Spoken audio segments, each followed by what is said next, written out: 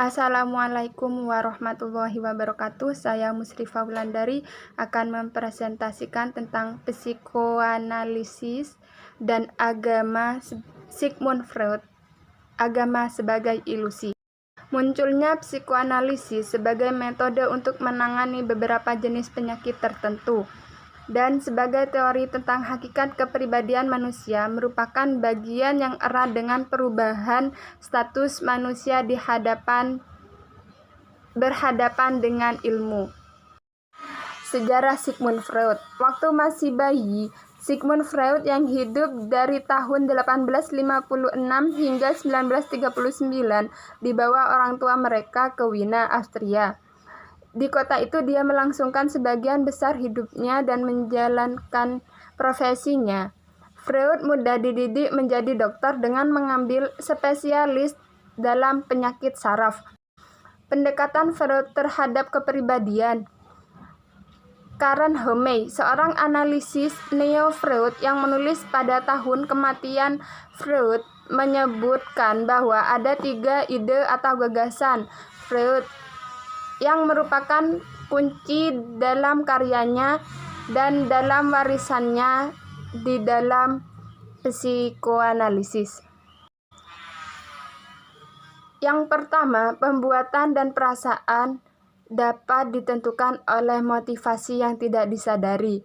Kunci pertama untuk membuka pemikiran Freud adalah pemahaman bahwa perilaku manusia itu berdimensi 2. Perilaku itu memiliki arti lahiriah dan jelas tampak, tetapi juga arti terdalam yang kerap tersembunyi tidak disadari. Gagasan pokok Freud yang kedua adalah proses psikis adalah ketat ditentukan. Tindakan mempunyai penyebab yang mendahului yang menentukan bentuk dan kadar kekuatannya. Terkesan oleh ilmu fisika pada zamannya yang menekankan konservasi atau pemeliharaan energi, Freud percaya bahwa perilaku manusia juga memiliki sifat seperti itu. Ketiga, Freud menyimpulkan bahwa motivasi yang menggerakkan kita adalah kekuatan emosional. Kata kunci di sini adalah kata emosional yang bersendi pada prinsip bahwa kepribadian itu dinamis.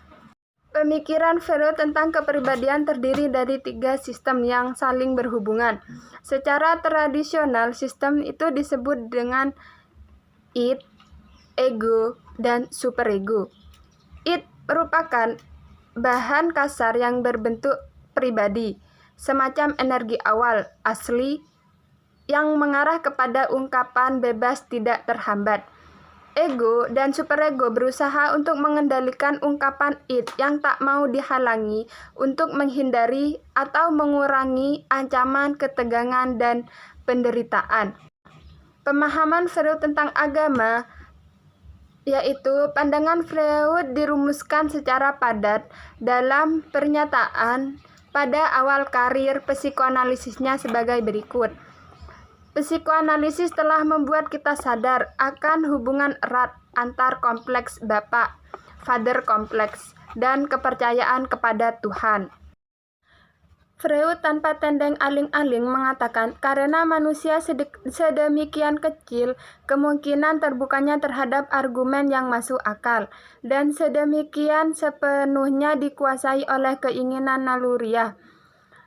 Mengapa orang-orang berusaha menghalangi bagi mereka perumusan naluriah dan menggantikan dengan argumen yang masuk akal? Agama memberi peluang untuk pelepasan efektif dan seharusnya tidak dilenyapkan oleh kekuatan argumen. Kepantasan tidak menginginkan hal itu terjadi, dan bab seandainya berhasil jelas merupakan kekejaman.